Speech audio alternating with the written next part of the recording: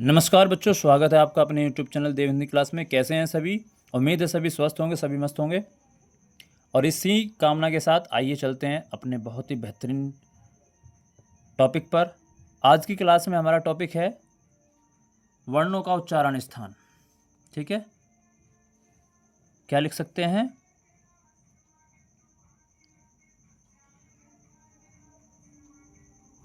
उच्चारण स्थान।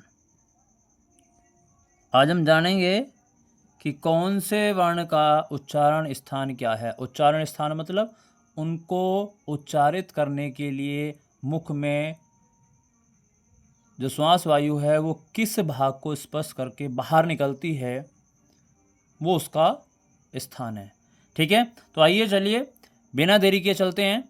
तो सबसे पहले देखिए, मैंने आपको पिछली क्लास में बताया था वर्ग, 5 वर्ग बताए थे और 5 वर्ग में बताए थे 25 वर्ण। ठीक है, और जो 25 वर्ण हैं उनके साथ साथ हम कुछ और वर्ण लेकर आए हैं, उसमें कुछ स्वर भी हैं, उनका भी साथ साथ उच्चारण स्थान जानते चलेंगे कि उनका उच्चारण स्थान क्या है। ठीक है, तो देखिएगा,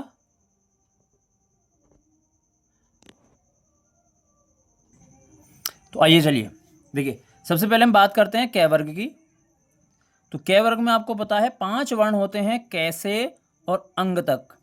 ठीक है, कैसे और अंग तक। इसके साथ साथ 2 स्वर भी इसमें सम्मिलित कर दिए, ए और आ स्वर और एह, ये भी इसके साथ साथ सम्मिलित हैं। यानी कि हमें इस तरीके से याद रखना है कि कै वर्ग के 5 वर्ण, 2 स्वर ए और आ, और एक हमारा एह जो अयोगवाह है।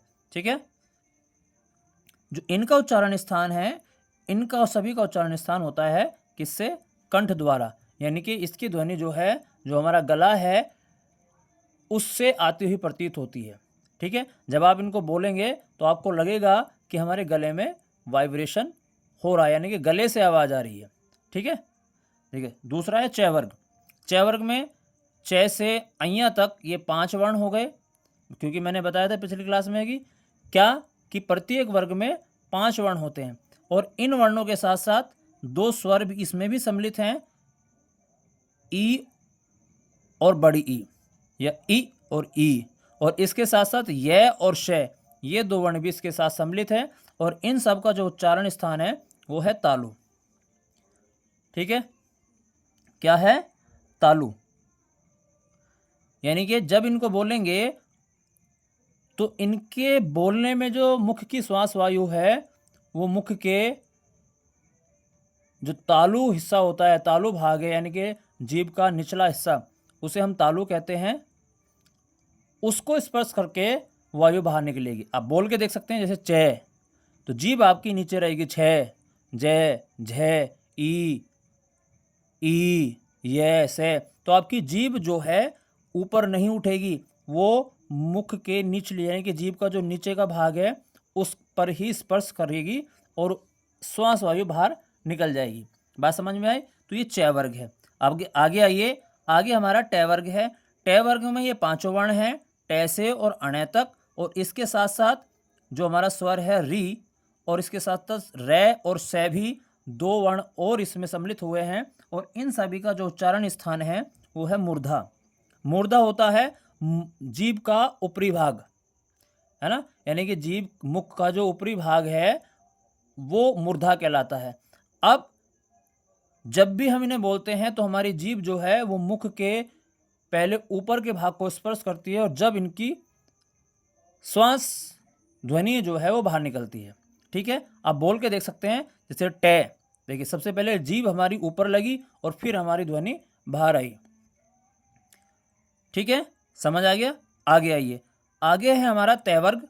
तय वर्ग में भी 5 वर्ण हैं, तय से और नय तक, और इसके साथ साथ लय और से, ये 2 वर्ण और इसमें सम्मिलित हो गए, और इनका जो सभी का उच्चारण स्थान है वो है दंत। अब दंत कैसे? यानी कि जब भी हमारी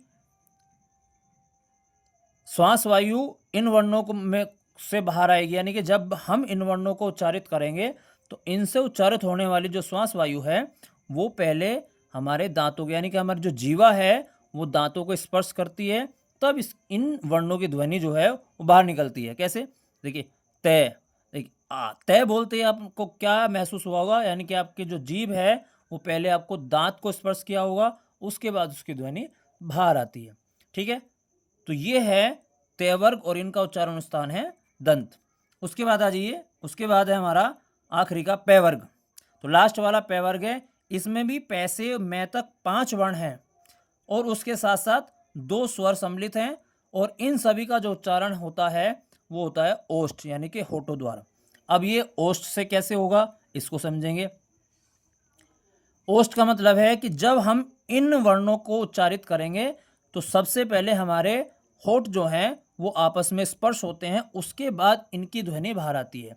आप बोल के देख सकते हैं, जैसे पै, तो पहले हमने क्या, पहले हमारी आपस में होठ स्पर्श हुए, उसके बाद हमारी जो है वो श्वास ध्वनि, यानी कि इन वर्णों का जो उच्चारण ध्वनि है वो बाहर निकलती है। तो इस तरीके से इन पांचों वर्ग के साथ साथ, यानी कि जो हमारे 25 वर्ण थे और उनके साथ साथ जो स्वर और अलग से जो व्यंजन हैं उनका उच्चारण स्थान आपको समझाया गया है।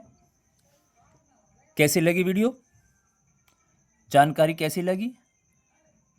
अगर जानकारी अच्छी लगी हो तो वीडियो को लाइक, सब्सक्राइब, चैनल को शेयर करें और एक प्यारा सा कमेंट भी कर दिया करें। राधे राधे।